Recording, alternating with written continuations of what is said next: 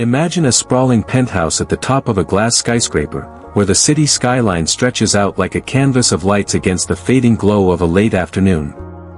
The air inside is cool, sterile, filled with the faint scent of leather and polished wood, but there's a warmth in the corner of the living room, a small space where a little girl sits on a plush rug, her tiny hands clutching a stuffed bunny. She's 5 years old, with big brown eyes and a mess of curly hair, her laughter echoing softly as she talks to her toy. Her name is Lily, and she's the only light in a home that feels more like a museum than a place to live. The penthouse belongs to her father, a man named Daniel Harper, a 35-year-old CEO who commands boardrooms with a voice as sharp as steel, but who softens the moment he looks at his daughter. Daniel stands by the floor-to-ceiling window, his arms crossed, his gaze fixed on the city below. He's tall, with dark hair and a jawline that speaks of determination, but there's a weariness in his eyes, a kind of emptiness that's been there since his wife passed away 2 years ago. He's built an empire, a tech company worth billions, but none of it matters when he comes home to a silent house, to a little girl who asks for her mother every night. He's tried to be everything for Lily, father, mother, protector, but he's failing. He's drowning in work, in grief, in the guilt of not being enough. That's why he's decided to hire a nanny, someone to care for Lily when he can't, someone to bring a little warmth back into their lives. The doorbell rings, a soft chime that pulls Daniel from his thoughts. He adjusts his tie, a habit from years of boardroom meetings, and walks to the door, his steps measured, controlled. He opens it to find a young woman standing there, her dark hair pulled back in a simple ponytail, her eyes bright but guarded. She's 30, dressed in a modest sweater and jeans, a small bag slung over her shoulder. Her name is Sarah, though Daniel doesn't know that yet. She gives him a small smile, her voice soft but steady. "Mr. Harper. I'm here about the nanny position." Daniel nods, stepping aside to let her in, his eyes scanning her with a detached curiosity.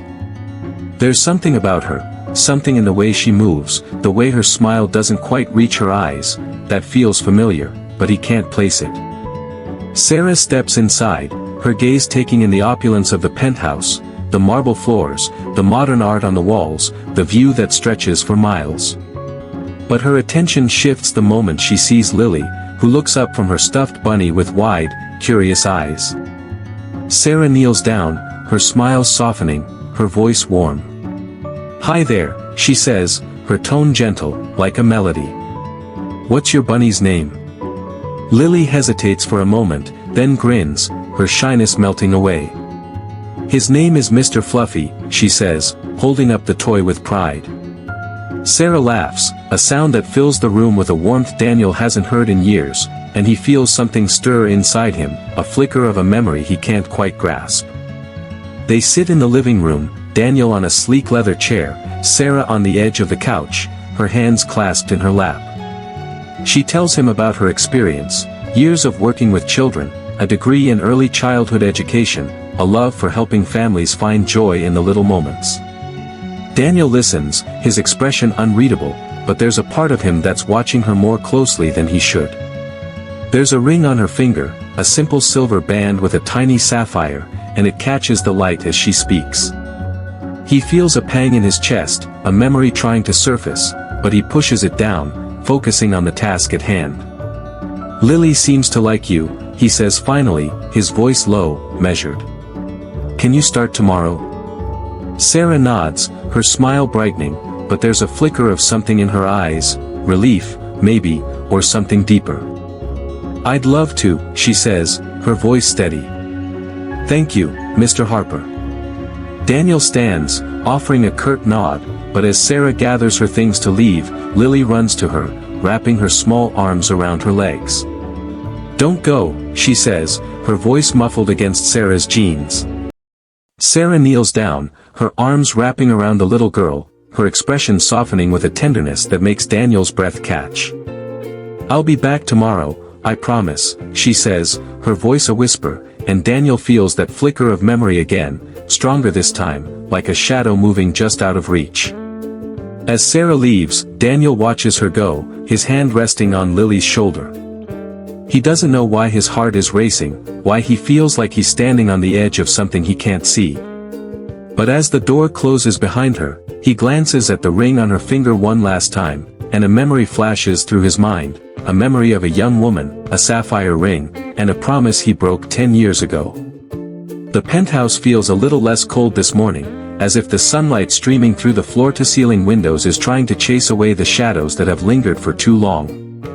Lily is in the kitchen, her small legs swinging as she sits on a bar stool, a plate of pancakes in front of her. She's 5, her curly hair tied back with a bright pink ribbon, her laughter filling the space as she tells a story about Mr. Fluffy, her stuffed bunny, who apparently went on an adventure to the moon last night. Sarah sits across from her, a warm smile on her face, her hands busy cutting the pancakes into bite-sized pieces. She's 30, her dark hair falling softly around her shoulders, her eyes bright with a tenderness that makes the room feel alive. It's her first day as Lily's nanny, and already, the little girl has taken to her like she's known her forever. Daniel watches them from the doorway, his arms crossed, his expression unreadable. He's 35, dressed in a tailored suit, ready for another day of boardroom battles, but there's a softness in his gaze as he looks at his daughter. He's been a single father for 2 years, since his wife passed away in a car accident, and every day since has been a struggle to balance his grief, his work, and his love for Lily. Hiring Sarah was supposed to make things easier, to give Lily the care he can't always provide, but there's something about Sarah that's making things more complicated. He can't shake the feeling that he knows her, that he's seen her smile before, heard her laugh in another life.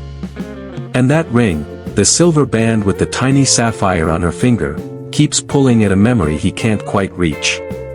Sarah glances up, catching his eye, and gives him a small nod, her smile polite but warm. "We're having a great morning, Mr. Harper," she says, her voice soft, like a melody that soothes the edges of his frayed nerves.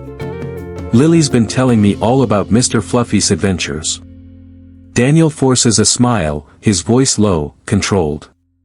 "Good," he says, his eyes lingering on her for a moment longer than necessary. "I'll be back late tonight. Call me if you need anything." Sarah nods, her attention returning to Lily, who's now trying to feed a piece of pancake to her bunny. Daniel turns to leave, but as he grabs his briefcase, he hears Sarah laugh, a sound that stops him in his tracks. It's a laugh he knows, a laugh he hasn't heard in 10 years, and it hits him like a wave, pulling him under. He closes his eyes, and the memory comes rushing back, a summer evening, a park bench, a young woman with dark hair and a smile that lit up the world. Her name was Sarah, the same Sarah, and she was his first love, the one he thought he'd spend his life with. They were 25, full of dreams, planning a future together, but his family had other plans. They called her a distraction, a nobody, said she'd never fit into their world of wealth and power. They pressured him to end it, to focus on the empire they wanted him to build, and he did. He broke her heart, walked away without looking back, and buried the memory so deep he thought it was gone. But now, here she is, in his home, caring for his daughter, wearing the ring he gave her all those years ago. Daniel opens his eyes, his heart pounding, his hand tightening around the handle of his briefcase. He wants to say something, to ask her if it's really her, but the words won't come. Instead, he leaves, the door closing behind him with a soft click, his mind a storm of emotions he can't untangle. Sarah doesn't notice the change in him, she's too focused on Lily, on making sure the little girl feels safe, loved, seen. She's good at this, at bringing warmth to places that have gone cold, but there's a heaviness in her chest, a secret she's carried for 10 years. She glances at the ring on her finger, the sapphire catching the light, and feels a pang of something she can't name, grief, maybe, or longing. The day passes in a blur of small, tender moments, Sarah and Lily coloring together, reading stories, playing hide-and-seek in the sprawling penthouse. But as the sun begins to set, casting a golden glow over the city, Sarah finds a photo on the mantel, a picture of Daniel and his late wife, smiling on their wedding day. She stares at it, her heart aching with a mix of sadness and guilt. She didn't know Daniel was a widower, didn't know the life he'd built after he left her.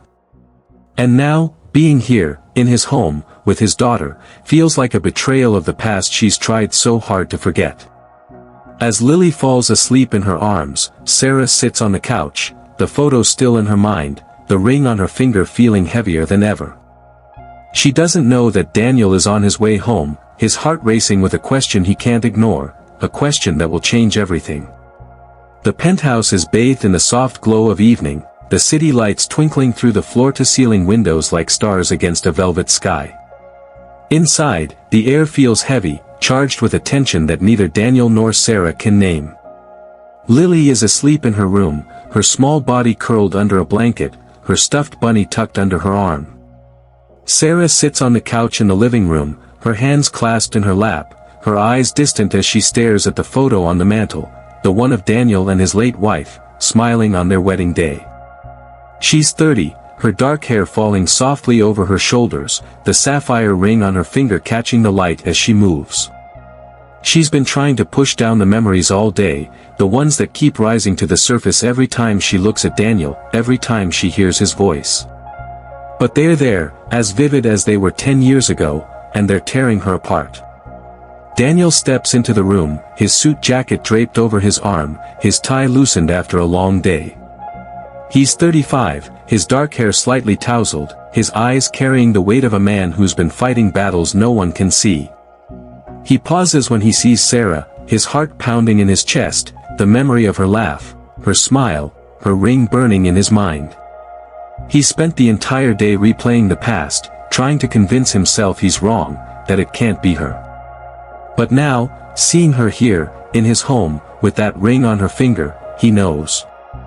He knows it's her, Sarah, the woman he loved, the woman he left, the woman he's never stopped thinking about, even through all the years, even through his marriage, even through his grief. Sarah, he says, his voice low, trembling with a mix of fear and certainty. She looks up, startled, her eyes meeting his, and for a moment, the world seems to stop. "It's you, isn't it?" he asks, his voice breaking, his hands clenching into fists at his sides. "You're the Sarah I knew 10 years ago." Sarah's breath catches, her hand flying to the ring on her finger, her eyes filling with tears. She wants to deny it, to tell him he's mistaken, but the look in his eyes, the raw, unguarded pain, stops her. "Daniel," she whispers, her voice trembling, her heart racing. I didn't think you'd remember." Daniel takes a step closer, his eyes searching hers, his voice raw with emotion. "How could I forget?" he says, his words spilling out like a dam breaking. "You were everything to me, Sarah. I gave you that ring, I promised you a future. And then I let them take it all away." He pauses, his chest heaving, his eyes glistening with unshed tears. "My family, they said you weren't good enough, that you'd hold me back. They made me choose, and I chose wrong. I broke your heart, and I've hated myself for it every day since." Sarah's tears fall silently, her hand clutching the ring as if it's the only thing keeping her grounded. She remembers that day, the day he walked away, the day she stood in the rain, watching him go, her heart shattering into pieces she's never been able to put back together. "Why didn't you tell me?" Daniel asks, his voice a whisper now, his hands trembling as he takes another step closer. "When you came here, when you saw me, why didn't you say anything?" Sarah looks away, her tears falling faster, her voice breaking as she speaks. "I didn't know if you'd want to see me," she says, her words heavy with the weight of 10 years of pain. "I saw the photo, your wife, your life. I didn't want to bring up the past, to hurt you more than you've already been hurt. And I needed this job, Daniel. I needed to start over." She pauses, her voice dropping to a whisper, her eyes meeting his with a vulnerability that cuts him to the core. "But I never stopped loving you. Even after everything, I never stopped." Daniel's breath catches, his heart breaking and mending all at once. He thinks of the years he's lost, the life he could have had with her, the pain he caused her. He thinks of his wife, of the love they shared, of the grief that's consumed him since she passed. And he thinks of Lily, sleeping down the hall, the little girl who's brought Sarah back into his life, the little girl who's given him a second chance he doesn't deserve. "I'm so sorry," he says, his voice raw, his tears falling now, unashamed. "I'm so sorry for what I did to you, Sarah. I never stopped loving you either. I tried to, I thought I had to, but I couldn't." Sarah looks at him, her heart torn between the pain of the past and the hope of this moment. She wants to run, to protect herself from the hurt she knows could come, but she can't. She sees the man in front of her, not the CEO, not the billionaire, but the man she loved, the man who's been broken by his own choices, the man who's standing here, asking for a chance to make things right. And as their tears fall, their hands find each other, a silent promise in the touch, a promise that maybe, just maybe, they can find their way back to each other. The penthouse feels different now, as if the walls themselves have softened, absorbing the echoes of a past that's finally been spoken aloud. It's been a week since that night in the living room, since Daniel and Sarah stood face to face, their tears falling, their hands finding each other in a moment that felt like a bridge across 10 years of pain. The city outside is waking up, the morning light filtering through the floor-to-ceiling windows, casting a golden glow over the space. Lily is in the kitchen, her small hands busy with a coloring book, her laughter a soft melody that fills the air. She's 5, her curly hair tied back with a pink ribbon, her stuffed bunny sitting on the counter beside her. She doesn't know the weight of the moment that's unfolding, but she feels the warmth, the lightness that settled over her home. Daniel sits at the kitchen island, a cup of coffee in his hands, his eyes softer than they've been in years. He's 35, his dark hair slightly tousled, his suit replaced with a simple sweater, a rare day off from the boardroom battles that have defined his life. He watches Lily with a quiet tenderness, but his thoughts are on Sarah, on the woman who's brought light back into his world, the woman he thought he'd lost forever. Sarah is in the living room, folding a blanket with careful hands, her dark hair falling over her shoulders, the sapphire ring on her finger catching the light. She's 30, her movements gentle, her heart still processing the whirlwind of emotions that have unfolded over the past week. They've spent the days since that night talking, unraveling the years they've been apart, piecing together the fragments of a love that never truly faded. Daniel told her about his wife, about the love they shared, about the accident that took her away, about the grief that's consumed him for 2 years. Sarah listened, her heart aching for him, for the pain he's carried, for the life he's built in the shadow of loss. She told him about her own years, about the heartbreak after he left, about the job she took to survive, about the nights she spent staring at the ring on her finger, wondering if she'd ever stop loving him. They've cried together, laughed together, sat in silence together, each moment a step toward understanding, toward healing. Daniel sets his coffee down, his eyes meeting Sarah's across the room. There's a question in his gaze, a quiet hope that makes her breath catch. He stands, walking over to her, his steps slow, deliberate. "Sarah," he says, his voice low, steady, but laced with an emotion he can't hide. "I've been thinking, about us. About what we could have been." He pauses, his hand reaching for hers, his fingers brushing against the ring he gave her all those years ago. "I know I can't change the past. I know I hurt you, and I'll carry that guilt for the rest of my life. But I don't want to lose you again. I want you here, with me, with Lily. I want us to try again." Sarah's eyes fill with tears, her heart swelling with a mix of fear and longing. She thinks of the years she spent trying to forget him, the walls she built around her heart, the life she's lived in the shadow of their past. But she also thinks of Lily, of the little girl who's brought them back together, of the way she feels when she's with Daniel, like she's finally home. "I'm scared," she admits, her voice trembling, her hand tightening around his. "I'm scared of getting hurt again, Daniel. But I want this too. I want us." Daniel's breath catches, a tear slipping down his cheek as he pulls her into his arms, holding her like he's afraid she'll disappear. Sarah melts into him, her tears falling against his shoulder, her heart finding a peace she hasn't known in 10 years. They stand there for a long time, wrapped in each other, the weight of the past lifting just a little, making room for something new. Lily looks up from her coloring book, her big brown eyes bright with curiosity.